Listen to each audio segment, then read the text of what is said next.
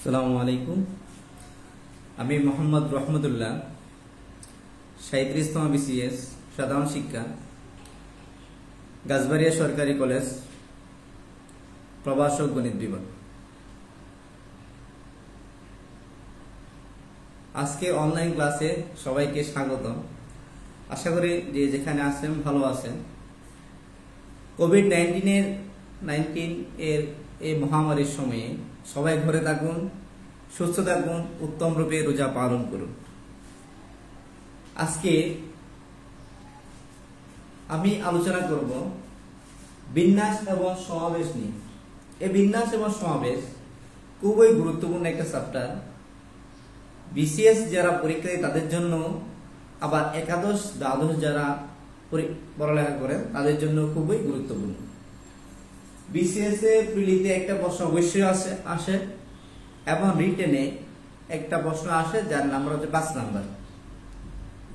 আবার একাদশ দ্বাদশ শ্রেণীর বা এইচএসসি পরীক্ষায় এখানে একটা সৃজনশীল প্রশ্ন আসে এবং এমসিকিউ আসে 2-3টা, তাহলে 10 থেকে 12-13 নম্বর কমন আসার সম্ভাবনা আছে।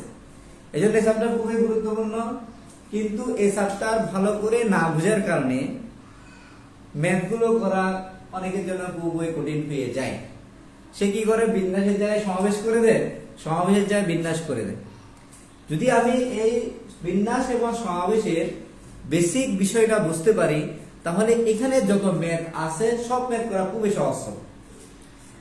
তাহলে আমরা একটু দেখে নিই এর বেসিক বিষয়গুলো কি। আসলে যদি আপনি কমন সেন্স অ্যাপ্লাই করতে পারেন তাহলে বিন্যাস এবং সমাবেশের অধিকাংশ অঙ্কই করতে পারবেন। আচ্ছা, আমরা তাহলে শুরু করি। বিন্যাস এবং সমাবেশের জন্য একটা সূত্র দরকার, যেটা হচ্ছে গণনার গুণন বিধি। আর কয়েকটা সূত্র আমরা আলোচনা করব, এটা খুবই ইম্পর্টেন্ট। আমি চাইলে এটা দিয়ে অনেকগুলো ম্যাথ করতে পারি। এই জন্য নাম হচ্ছে গণনার গুণন বিধি। এই বিধিটা কি? মনে করেন আপনি কক্সবাজার থেকে ঢাকা যাবেন। কক্সবাজার থেকে ঢাকা যাওয়ার সময় প্রথমে আপনি কক্সবাজার থেকে চট্টগ্রাম আসলেন, এরপর চট্টগ্রাম থেকে ঢাকা যাবেন। কক্সবাজার থেকে চট্টগ্রাম আসার জন্য আপনার 2টা পথ আছে। হয়তো আপনি বিমানে আসতে পারেন অথবা বাসে আসতে পারেন। আর চট্টগ্রাম থেকে ঢাকা যাওয়ার জন্য 3টা পথ আছে। আপনি বিমানে যেতে পারেন, বাসে যেতে পারেন অথবা ট্রেনে যেতে পারেন। তাহলে 3টা পথ। এখানে 2টা পথ, এখানে 3টা পথ। তাহলে আমি যদি বলি আপনাকে এখানে কক্সবাজার থেকে ঢাকা যাওয়ার মোট কয়টা পথ আছে, আপনি বলে দিবেন এখানে 2, এখানে 3। অনেকে বলবে এখানে 2, এখানে 3, বলে 5টা পথ। আসলে না, এখানে 5টা পথ না 6টা পথ আছে। তাহলে আমরা কিভাবে দেখি? মনে করেন কক্সবাজার থেকে সে চট্টগ্রামে এই পথ দিয়ে গেল, তারপর সে চট্টগ্রাম থেকে ঢাকাতে 1 নম্বর পথ দিয়ে গেল। এটা পথগুলোর নাম হচ্ছে এবি, আর এখানে হচ্ছে 1, 2, 3। আর সে মনে করেন কক্সবাজার থেকে চট্টগ্রামে এই পথ দিয়ে গেল, তারপর চট্টগ্রাম থেকে ঢাকা 2 নম্বর পথ দিয়ে গেল, কক্সবাজার থেকে চট্টগ্রাম এই পথ দিয়ে গেল, চট্টগ্রাম থেকে ঢাকা সে 3 নম্বর পথ দিয়ে গেল। অর্থাৎ সে এখানে বিমানে গেল, এখানে একবার বিমানে গেল, সে কক্সবাজার থেকে চট্টগ্রাম বিমানে আসলো, এখানে বাসে গেল, এখানে বিমানে আসলো, এখানে সে ট্রেনে গেল। অথবা সে কক্সবাজার থেকে চট্টগ্রাম বি পথ দিয়ে গেল, আর চট্টগ্রাম থেকে ঢাকা সে 1 নম্বর পথ দিয়ে গেল। এভাবেও যেতে পারে। এদিকে বি পথ দিয়ে গেল, আর এখানে 2 নম্বর পথ দিয়ে যেতে পারে। এখানে বি পথ দিয়ে গেল, এখানে 3 নম্বর পথ দিয়েও যেতে পারে। তাহলে আমি দেখতেছি কয়টা পথ আছে। এখানে 3টা পথ, এখানেও 3টা পথ। তাহলে মোট উপায় হচ্ছে তার কয়টা? 6টা। তাহলে এই 6 কিভাবে আসবে? এখানে 2টা উপায়, এখানে 3টা উপায়। তাহলে মোট হচ্ছে কয়টা? 6টা উপায়। এটাই হচ্ছে গণনার গুণন বিধি। অর্থাৎ যদি কোনো একটি কাজ কতগুলো স্টেপে বিভক্ত থাকে, স্টেপ দেখেন, এখানে কক্সবাজার থেকে চট্টগ্রাম একটা স্টেপ, এখানে আরেকটা স্টেপ, 2টা স্টেপ। আপনি কক্সবাজার থেকে ঢাকা যাচ্ছেন, একটা কাজ করতেছেন, এই কাজটা 2টা স্টেপে বিভক্ত। একটা হচ্ছে আপনি কক্সবাজার থেকে চট্টগ্রাম যাবেন, একটা স্টেপ, আবার চট্টগ্রাম থেকে ঢাকা যাবেন, আরেকটা স্টেপ। তাহলে এই যে 2টা স্টেপে বিভক্ত থাকে, বিভক্ত হবে, সবগুলো স্টেপের অপশন সংখ্যা গুণ হয়। তাহলে অপশন কয়টা? এখানে অপশন 2টা, এখানে অপশন কয়টা? 3টা। এই অপশনগুলো গুণ হবে। তাহলে একটি কাজ যদি কতগুলো স্টেপ বিভক্ত থাকে, স্টেপের মধ্যে যে অপশনগুলো থাকে অপশনগুলো কি হবে, গুণ হবে। এখানে দুইটা কক্সবাজার থেকে ঢাকা যাওয়ার জন্য আমার স্টেপ সংখ্যা আছে দুইটা, আর এই স্টেপে এখানে দুইটা উপায়, এখানে তিনটা উপায়, অপশন তিনটা, তাহলে 2 গুণ 3 মোট হচ্ছে 6টা উপায়ে আমরা কক্সবাজার থেকে ঢাকা বেড়াতে যেতে পারি। এখন আমরা দেখি আরেকটা উদাহরণের মতো যদি বলতে যাই, মনে করেন এখানে সে এখানে এ উপায় একটা জায়গা, এ থেকে সে বি তে যাবে, দুইটা পথ আছে, তারপর সে সি তে যাবে, তিনটা উপায়ে যেতে পারে, তারপর সে ডি তে যাবে, 4টা উপায়ে যাইতে পারে। তাহলে মোট উপায় সংখ্যা কত হবে? তাহলে মোট উপায় সংখ্যা হবে, এখানে হচ্ছে 2 3 4, তাহলে 2 গুণ 3 গুণ 4, 3 দুগুণে 6, 4 6 কত 24। তাহলে 24 উপায়ে এসে এ থেকে ডি তে যাইতে পারে। এখানে একটা দুইটা তিনটা স্টেপ, আর এখানে দুইটা অপশন, এখানে তিনটা অপশন, এখানে 4টা অপশন, মোট 24 উপায়ে যাইতে পারে। এখন আমরা এটা তো শেখা হয়ে গেল, এখন আমরা আলোচনা করব বিন্যাস এবং সমাবেশের মূল পার্থক্য কি, মূল পার্থক্য কি এটা নিয়ে আলোচনা করব। এরপর আমরা দুই একটা ফর্মুলা আলোচনা করব। তাহলে দেখি বিন্যাস এবং সমাবেশের মূল পার্থক্যটা কি। বিন্যাস ক্রম বিবেচনা করে সাজানোকে কি বলে, বিন্যাস বলে। একদম সংক্ষিপ্ত কথা এটা, ক্রম বিবেচনা করে সাজানোকে বিন্যাস বলে, আর ক্রম বিবেচনা না করে সাজানোকে সমাবেশ বলে। ঠিক আছে, ক্রম বিবেচনা করে সাজানোকে হচ্ছে বিন্যাস বলে, আর ক্রম বিবেচনা না করে সাজানোকে সমাবেশ বলে। তাহলে ক্রমটা কি জিনিস? যেমন আমরা জানি 1 2 3 4 হচ্ছে একটা ক্রম। ক্রম যদি মনে করেন আমার নাম্বার দিলাম 01829671703, যদি এখানে একটা ক্রম পরিবর্তন করে দেওয়া হয় 0182967, এই যে 71 কে আমি 17703 লিখি, তাহলে এই নাম্বারে কল আমার কাছে আসবে না। আপনি যদি নাম্বারে কল দেন এই কলটা আমার কাছে আসবে না। কেন? আমি এখানে ক্রম পরিবর্তন করেছি, তাহলে আরেকটা নতুন মোবাইল নম্বর তৈরি হয়ে গেছে। এটা হচ্ছে কি বিন্যাস। আর যদি ক্রম পরিবর্তন না করে যেভাবে সেভাবে এটা হচ্ছে সমাবেশ। তাহলে আমরা আরেকটু আলোচনা করি। যেমন মনে করেন আবুল বাবুল কাবুল, তিনজন বন্ধু নিলাম, আবুল বাবুল কাবুল। আমি যদি তিনজনকে সাজাইতে চাই, তিনজনকে নিয়ে সাজাবো, তাহলে বিন্যাস করলে কি হয় দেখি, সাজাবো তিনজনকে নিয়ে। তাহলে প্রথমে আবুলকে দাঁড় করাইলাম, তারপর বাবুল, তারপর কাবুল। না আমি বলবো না, প্রথমে আবুল থাকবে, পরে কাবুল, তার বাবুল, এভাবে থাকতে পারে। তারপর মনে করেন প্রথমে বাবুল, পরে আবুল, পরে কাবুল, এভাবে থাকতে পারে। তারা মনে করেন প্রথমে বাবুল, পরে কাবুল, এরপরে আবুল। না আমি এভাবে যেতে পারি, প্রথমে কাবুলকে দাঁড় করাইলাম, এরপরে আবুলকে দাঁড় করাইলাম, এরপরে বাবুলকে দাঁড় করাইলাম।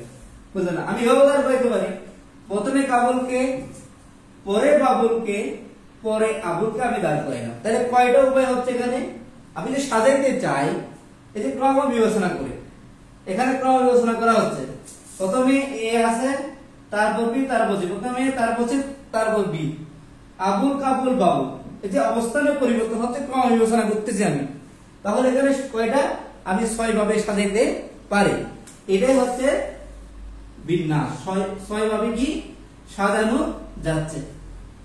কিন্তু আমি যদি সমাবেশ গঠন করি, আমি যদি বলা হয় আবুল বাবুল কাবুলকে নিয়ে, আবুল বাবুল কাবুলকে নিয়ে যদি আমি একটা টিম গঠন করি, ফুটবল টিম,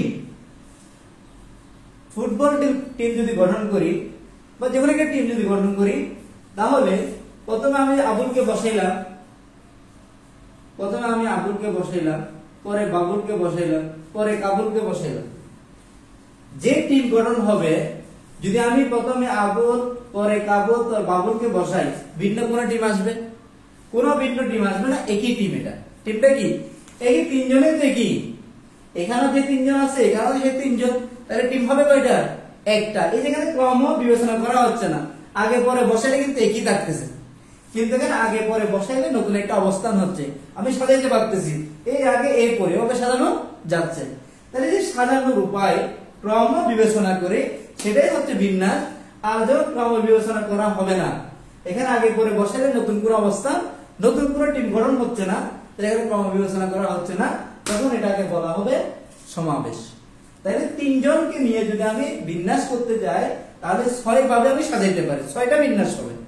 কিন্তু যদি সমাবেশ করতে যান, তাহলে একটাই হবে। তিনজনকে নিয়ে পড়া তিনজনকে যদি নিতে যাই, তাহলে সমাবেশ হবে এটা একটা।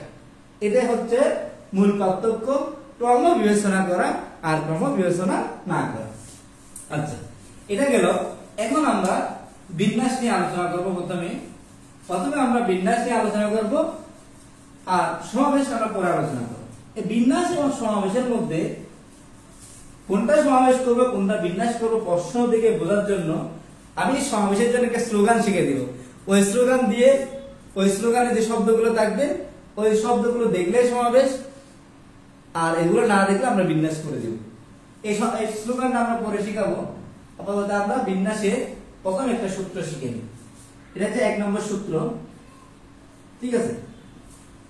সেটা হচ্ছে, মনে করেন আবুল বাবুল কাবুল ডাবুল ইবুল 5 জন বন্ধু। আবুল বাবুল কাবুল ডাবুল ইবুল 5 জন বন্ধু, তারা একটু ঘোরাঘুরি করতে যাচ্ছে। মানে একটা প্রাইভেট কার নিলাম, প্রাইভেট কারে 5টা সিট আছে। একটা গাড়ি নিলাম, এই গাড়িতে 5টা সিট আছে, 1টা 2টা 3টা 1 2 3 4 5টা সিট আছে। এই 5 জন বন্ধু এই গাড়িতে কত ভাবে বসতে পারবে? যে 5টা সিট আছে, এই 5টা সিটে কত ভাবে বসতে পারবে? কয়জন বন্ধু? 5 জন বন্ধু। আবুল বাবুল কাবুল ডাবুল ইবুল, এই 5 জন বন্ধু, এখানে 5টা সিট আছে, এটা সিটে কত ভাবে বসতে পারে? তাহলে আমরা একটু দেখি। প্রথম সিটে আমরা আসি, এখানে আবুলও বসতে পারে, চাইলে বাবুলও বসতে পারে, আবুল অন্য জায়গায় বসবে। চাইলে কাবুলও বসতে পারে, চাইলে ডাবুলও বসতে পারে, চাইলে ইবুলও বসতে পারে, যে কোনো একজন বসতে পারে। তাহলে এই সিটে এই 5 জন লোক যেহেতু 5 ভাবে বসতে পারবে, তাহলে এখানে বসতে পারে কয়ভাবে? 5 ভাবে। আচ্ছা, এখন কিন্তু এখানে একজন বসে গেছে, অলরেডি এখানে একজন বসে গেছে। এখন আছে আর 4 জন, একজন বসে থাকতে হবে। আর আছে কয়জন? 4 জন। এই 4 জন ব্যক্তি, মনে করেন আবুল বসে গেছে, তাহলে বাবুল কাবুল ডাবুল ইবুল আছে। এই বাবুল কাবুল আবুল ডিবুল এখানে 4 ভাবে বসতে পারবে। কয়ভাবে? 4 জন। মানে বাবুল বসলো, নাইলে কাবুল বসলো, নাইলে ডাবুল বসলো, নাইলে ইবুল বসলো, যে কোনো একজন বসতে পারে। আচ্ছা, বসাই দাও, এখানে একজনকে বসাই দিলাম, মনে আমি বাবুলকে বসাই দিলাম। তো বাকি আছে কয়জন? 3 জন। তাহলে 3 জন এখানে বসবে 3 উপায়ে, হয়তো কাবুল বসবে, নাইলে ডাবুল বসবে, নাইলে ইবুল বসবে, যে কোনো একজন বসতে পারে, 3 ভাবে বসবে। তাহলে এখানে একজন বসে গেল, মনে করেন এখানে আবুল বসে গেছে, এখানে বাবুল, এখানে কাবুল, আর আছে ডাবুল এবং ইবুল। তাহলে তারা 2 জন এখানে 2 ভাবে বসতে পারে, হয়তো ডাবুল বসবে, নাইলে ইবুল বসবে। তাহলে সে যদি বসে যায়, তাহলে বাকি আছে কয়জন? 1 জন। তাহলে একজন এখানে একভাবে বসতে পারবে। এখানে 5 জন ছিল, 5 ভাবে বসতে পারতেছে, যেহেতু একজন বসে গেছে, তাহলে 4 জন 4 ভাবে বসবে। তাহলে এখানে একজন, এখানে 2 জন বসে গেছে, আর আছে 3 জন 3 ভাবে বসতে পারবে, যে কোনো একজন বসতে পারবে। এখানে একজন বসতে, 3 জন চলে গেল, এখানে 2 ভাবে বসতে পারবে, বাকি একভাবে বসতে পারবে। তাহলে বোঝাচ্ছে 5 জন ব্যক্তিকে যদি 5টা সিটে আমি বসাইতে চাই, তাহলে কয়ভাবে বসাইতে পারি? একটা আমি বসাচ্ছি, একটা কাজ করতেছি, কয়টা স্টেপ আছে এখানে? 1টা 2টা 3টা 4টা 5টা স্টেপ আছে। তাহলে আমরা গণনার গুণনীতি কি করছি? স্টেপ গুলো অপশন সংখ্যা গুণ হবে। তাহলে 5 গুণ 4 গুণ 3 গুণ 2 গুণ এভাবে গুণ হবে। 5 গুণ 4 গুণ 3 গুণ 2 গুণ 1, ঠিক আছে? গুণ হবে। এটাই আমাদের গণনা গুণন বিধি। একটা কাজ যদি কতগুলো স্টেপে বিভক্ত থাকে তাহলে স্টেপগুলোর অপশনগুলো কি হবে গুণ হবে, তাহলে আমরা গুণ করলাম। তো এই যে বিশাল একটা জিনিস 1 গুণ 2 গুণ 3 গুণ 4 গুণ 5 গণিত বিজ্ঞান বলতেছে না, এটা আমরা একটু খুব সহজে করে লিখি, এত লম্বা লেখার দরকার আছে? আমরা লিখলাম 5 ফ্যাক্টোরিয়াল। গণিত বিজ্ঞান কি বলেছে? এটা ফ্যাক্টোরিয়াল, ফ্যাক্টোরিয়াল। এই চিহ্ন এভাবে হইতে পারে অথবা আমরা এভাবে লিখতে পারি, এই চিহ্ন দিয়ে লেখা যাবে। গণিত থেকে বলতেছে আমরা 1 গুণ 1 গুণ 2 গুণ 3 গুণ 4 গুণ 5 না লিখে আমরা লিখব 5 ফ্যাক্টোরিয়াল। এটা গণিতের সৌন্দর্য। তাহলে এই যে তাহলে ফ্যাক্টোরিয়াল বলতে কি বোঝাচ্ছে? এক থেকে ওই সংখ্যা পর্যন্ত গুণ করাকে ফ্যাক্টোরিয়াল দিয়ে আমরা লিখতে পারি। আমরা 1 গুণ 2 গুণ 3 গুণ 4 গুণ 5 না লিখে আমরা ফ্যাক্টোরিয়াল 5 লিখব। তাহলে ফ্যাক্টোরিয়াল 5 বলতে বোঝাবে 5 থেকে 1 পর্যন্ত গুণ, 5 গুণ 4 গুণ 3 গুণ 2 গুণ 1। এখন যদি বলা হয় তাহলে ফ্যাক্টোরিয়াল 6 বলতে বোঝাবে তাহলে 6 into 5 into 4 into 3 into 2 into কত 1। তাহলে এখানে আমরা মানগুলো একটু শিখে নিই। তাহলে এখানে কত পাচ্ছি? 3 দুগুণে 6, 4 6 24, 5 24 কত? এখানে লিখি আমরা 4 5 20, 120। তাহলে 5 ফ্যাক্টোরিয়াল মিন্স হচ্ছে 120। তাহলে 120 এর সাথে 6 গুণ করেন, 6 গুণ করলে কত? 720, 720। তাহলে আমরা দেখি 120 এর সাথে 120 গুণ 6 তাহলে কত? 720। 6 ফ্যাক্টোরিয়াল আছে 720। এবার যদি কেউ 4 ফ্যাক্টোরিয়াল বলে তাহলে 4 ফ্যাক্টোরিয়াল আছে কি? 4 গুণ 3 গুণ 2 গুণ 1, 3 দুগুণে 6, 4 6 কত? 24। এবার আমরা এগুলো একটু মনে রাখবো। 3 ফ্যাক্টোরিয়াল মানে কত হবে তাহলে? 3 ফ্যাক্টোরিয়াল মানে হবে 3 গুণ 2 গুণ 1, তাহলে 3 দুগুণে 6। 2 ফ্যাক্টোরিয়াল মানে কত হবে? 2 গুণ 1 সমান কত হবে? 2। 1 ফ্যাক্টোরিয়াল মানে হচ্ছে কত? 1। 0 ফ্যাক্টোরিয়াল মানে হচ্ছে কত? 1। এটা আমি একটু দেখাবো। 0 ফ্যাক্টোরিয়াল মানে হচ্ছে কত? 1। তাহলে কি বোঝা গেল? 5 জন ব্যক্তিকে যদি 5টা সিটে আমি বসাইতে চাই তাহলে ফ্যাক্টোরিয়াল 5 ওয়ে বসাইতে পারবো। কয় ওয়ে? 6 জন ব্যক্তি বসাইলে ফ্যাক্টোরিয়াল 6 ওয়ে বসাইতে পারবো। 3 জন লোককে বসাইলে ফ্যাক্টোরিয়াল 3 ওয়ে বসাতে পারবো। n সংখ্যক লোককে যদি আমি বসাইতে চাই তাহলে n ফ্যাক্টোরিয়াল আকারে আমরা লিখতে পারবো। তাহলে আমরা একটু লিখি সূত্রটা। বেসিক ফর্মুলাটা হচ্ছে তাহলে n সংখ্যক ভিন্ন ভিন্ন জিনিস থেকে n সংখ্যক ভিন্ন ভিন্ন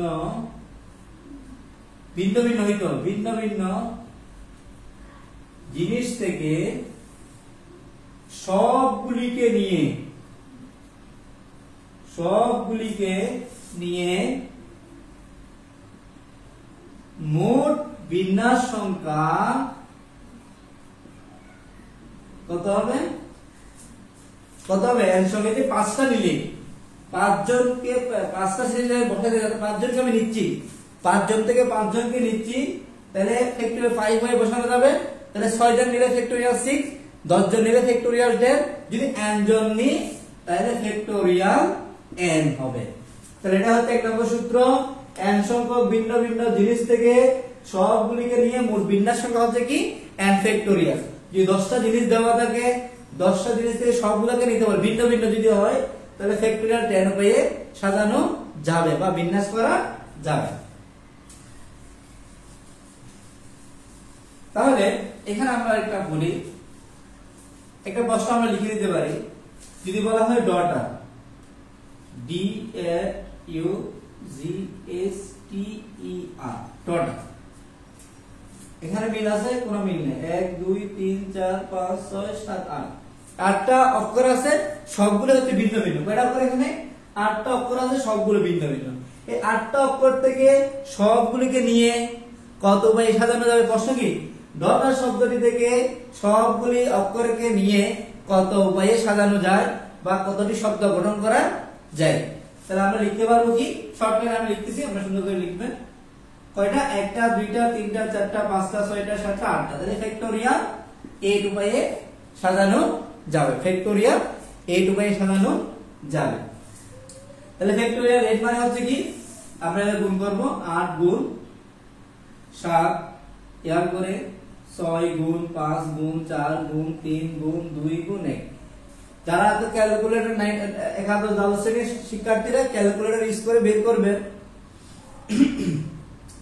আর যারা ক্যালকুলেটর ইউজ করতে পারবেন না তারা মিনিমাম 7 ফ্যাক্টরিয়াল পর্যন্ত মানগুলো মুখস্থ রাখবেন। তো 7 ফ্যাক্টরির সাথে 8 গুণ করে দিলে মানটা চলে আসবে। আমরা একটু পরে দেখাচ্ছি সেটা। এটা কথা আমরা একটু লিখে নিই। 8 ফ্যাক্টরিয়াল সমান হচ্ছে 40,320। 40,320 উপায়ে 40,320 উপায়ে সাজানো যাবে বা 40,320টা শব্দ গঠন করা যাবে। তাহলে কি যদি সবগুলো বর্ণ ভিন্ন ভিন্ন হয় এবং সবগুলোকে নিয়ে সাজানো হচ্ছে ফ্যাক্টোরিয়াল n, আর 8টা থাকলে ফ্যাক্টোরিয়াল 8, 10টা থাকলে ফ্যাক্টোরিয়াল 10 যা থাকে। এখন আমরা আরেকটা ফর্মুলা শিখব, ফর্মুলা 2। এখন মনে করেন আবুল, বাবুল, কাবুল, ডাবুল, ইবুল 5 জন বন্ধু। এই 5 জন বন্ধু এখন তারা বলে যে না আমরা এমন একটা গাড়ি নিব যেখানে কয়টা সিট আছে? 3টা সিট আছে। কয়টা সিট? 3টা সিট। আপনি 5 জন ব্যক্তিকে 3টা সিটে বসাবেন। 5 জন ব্যক্তিকে কয়টা সিটে? 3টা সিটে কতভাবে বসানো যাবে? তাহলে মনে করেন প্রথম সিটে আবুলও বসতে পারে, বাবুলও বসতে পারে, কাবুলও বসতে পারে, ডাবুলও বসতে পারে, ইবুলও বসতে পারে। তাহলে বসতে পারে কত? 5 বাই 5 জন প্রথম সিটে 5 ভাই বসতে পারে, যেখানে একজন বসতে পারে। তাহলে এখানে যেহেতু একজন বসে গেছে, বাকি আছে কয়জন? 4 জন। তাহলে এখানে বসবে 4 উপায়ে, এখানে একজন বসে গেছে, তাহলে 2 জন শেষ, বাকি যখন 3 জন, তাহলে 3 উপায়ে বসতে পারবে। কয় উপায়ে? 3 উপায়ে বসতে পারবে। তাহলে মোট উপায় বা মোট বিন্যাস সংখ্যা হচ্ছে কি, বা মোট উপায় আমরা লিখলাম কত? 5 গুণ 4 গুণ 3। এটা হচ্ছে গণনার গুণন বিধি। এই গণনার গুণন বিধি, এই যে 3টা স্টেপ আছে, স্টেপের অপশনগুলো কি হবে? গুণ হবে। তাহলে গণিতের ভাষায় যদি আমরা এটাকে ফ্যাক্টরিয়াল আকারে লিখতে চাই, তাহলে আমাদের আর কি করতে হবে? এখানে যদি এটা 5 পর্যন্ত আছে, তাহলে আমি এটা ফ্যাক্টরিয়াল 5 আকারে লিখতে চাই, তাহলে করতে হবে 5 গুণ 4 গুণ 3 গুণ 2 গুণ 1। তাহলে আমি 2 এবং 1 দিয়ে গুণ করলে এটাকে ফ্যাক্টরিয়াল 5 আকারে আমরা লিখতে পারতেছি, মানে শুরু করার জন্য। উপরে যেহেতু 2 × 1 দিয়েছে, আমাকে নিচেও দিতে হবে। হর ও লবকে যদি 2 × 1 দ্বারা আমরা গুণ করি তাহলে আরেকটা আসবে। যেন উপরে 2 × 1 লিখছি, নিচেও কি 2 × 1 লিখছি। উপরে যেহেতু লিখছি সূত্র বানানোর জন্য, তাহলে আমাকে নিচেও লিখতে হবে। তাহলে লিখলাম। তাহলে উপরটা আমরা লিখতে পারি ফ্যাক্টরিয়াল 5। 1 গুণ 2 গুণ 3 গুণ 4 গুণ 5 ফ্যাক্টরিয়াল 5। আর 1 গুণ 2 কে আমরা লিখতে পারি কি? ফ্যাক্টরিয়াল 2। ফ্যাক্টরিয়াল কি? 2। আচ্ছা, আমাকে বলছে এখানে 5 জন ব্যক্তি ছিল। 5 জন থেকে কয়জন নিছি আমরা? 3 জন। কয়জন নিছি? 3 জন। তাহলে এখানে 5 ফ্যাক্টরিয়াল আছে, 5 আছে, কিন্তু 3টা আসে না। আমি যাতে এখানে বলি 3টা আনার জন্য, তাহলে 3টা আনতে হলে কি করতে হবে? একটু দেখি আমরা 3টা যদি আনতে চাই, তাহলে 5 - 3, তাহলে 3টা চলে আসলো। এই 5 থেকে 3 গেলে 2 হয়, আমি 2 কে লিখতে পারি 5 - 3 ফ্যাক্টরিয়াল। কেন লিখলাম? এই যে আমরা 5 এবং 3 আনবো, বাইরে কিছু আনবো। তাহলে কি বোঝা গেল? এখানে এই 5 ফ্যাক্টরিয়াল 5 - 3 ফ্যাক্টরিয়াল। তার মানে বোঝা গেল 5 জন থেকে, এখানে কিভাবে লিখতে, 5 জন থেকে 3 জনকে নিয়ে বিন্যাস করা যায় বা সাজানো যায়। পারমুটেশন, যে বিন্যাস ইংলিশ হচ্ছে কি? পারমুটেশন। কি? পারমুটেশনের পি প্রথম কোনটা নিলাম, তাহলে 5p3। তাহলে 5 জন থেকে 3 জনকে নিয়ে, এই যে 5 জন থেকে 3 জনকে নিয়ে সাজানো যাবে 5 ফ্যাক্টরিয়াল বাই 5 - 3 ফ্যাক্টরিয়াল। বুঝে? 5 জন থেকে 3 জনকে নিয়ে সাজানো যাবে 5 ফ্যাক্টরিয়াল বাই 5 - 3 ফ্যাক্টরিয়াল। এই উপরেরটা উপরে আর নিচে থেকে উপর থেকে সেটা কি? বিয়োগ। এখন যদি আপনাকে n সংখ্যক থেকে r সংখ্যক নিতে বলে, n সংখ্যক থেকে r সংখ্যক নিতে বলে, তাহলে ফর্মুলাটা কি হবে? এই যে এখানে সহজ, উপরেরটা উপরে আসবে, নিচে কি হবে? উপরের থেকে নিচেরটা কি? বিয়োগ। এটা হচ্ছে সহজ সূত্র আমাদের। কিন্তু আমরা এই সূত্রটা মুখস্থ করি বা আসলে সূত্রটা কিভাবে আসে এটা আমাকে জানতে হবে। তাহলে কিভাবে আসলো? এটা 5 জন থেকে যদি 3 জনকে নিই, 5 জন থেকে 3 জনকে নিয়ে সাজানো যাবে বা বিন্যাস করানো যাবে 5 ফ্যাক্টোরিয়াল বাই 5 মাইনাস 3 ফ্যাক্টোরিয়াল। তাহলে একজন থেকে যদি আমি 8 জনকে নিই n factorial by n minus r factorial. এখানে n সংখ্যক জিনিসগুলো কি হইতে হবে, ভিন্ন ভিন্ন হইতে হবে। তাহলে আমরা সূত্রটা একটু লিখি সুন্দর করে, কি লিখবো? 2 নম্বর সূত্র এটা, n সংখ্যক ভিন্ন ভিন্ন জিনিস থেকে r সংখ্যক নিয়ে বিন্যাস করা যায় বা সাজানো যায় NPR উপায়ে, NPR উপায়ে। তাহলে NPR মানে কি? NPR উপায়ে। আর NPR এর মান আমরা কি বের করছি? NPR সমান হচ্ছে n factorial by n minus r factorial. এখানে NPR সমান হচ্ছে কি, উপরেরটা উপরে হবে n ফ্যাক্টোরিয়াল আর n মাইনাস r ফ্যাক্টোরিয়াল। এটা হচ্ছে 2 নম্বর সূত্র। আমরা বাকি আরেকটা সূত্র আছে, যা আগামী ক্লাসে আলোচনা করব। আমরা এই সূত্র দিয়ে একটা ম্যাথ করি। এটা আমরা একটু আগে যেটা ডলার লিখছি, ডলারটা লিখে আমরা আবার TAUGSTER। এই যে এখানে 8টা ভিন্ন ভিন্ন অক্ষর আছে, এই 8টা অক্ষর থেকে যদি আমাকে 4টা অক্ষর নিতে বলে, ডলার শব্দটি থেকে প্রতিবারে 4টি করে অক্ষর নিই। প্রশ্নটা খেয়াল করি, ডলার শব্দটি থেকে প্রতিবারে 4টি করে অক্ষর নিয়ে কতভাবে সাজানো যায় বা কতগুলো শব্দ গঠন করা যাবে। তাহলে এখানে কয়টা অক্ষর আছে? মোট 8টি অক্ষর আছে। তো 8টা দিয়ে কয়টা নিব?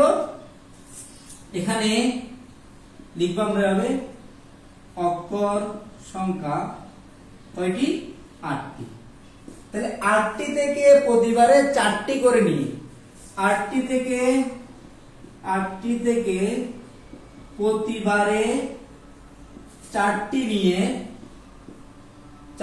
নিয়ে বিন্যাস বা সাজানো যায় কত হবে? 8p4। 8টা থেকে 4টা 8p4। তাহলে এটাকে আমরা কিভাবে লিখতে পারি? উপরে হবে ফ্যাক্টোরিয়াল 8, নিচে হবে কি 8 minus 4 factorial. Factorial 8 minus 4 factorial. তাহলে আমরা যারা ক্যালকুলেটর ইউজ করব তারা ক্যালকুলেটরের মাধ্যমে মানটা আমরা বের করতে পারবো। আর যারা ক্যালকুলেটর ইউজ করা যাবে না তারা আমরা এভাবে করব। একটু বলে দেখা দিচ্ছি।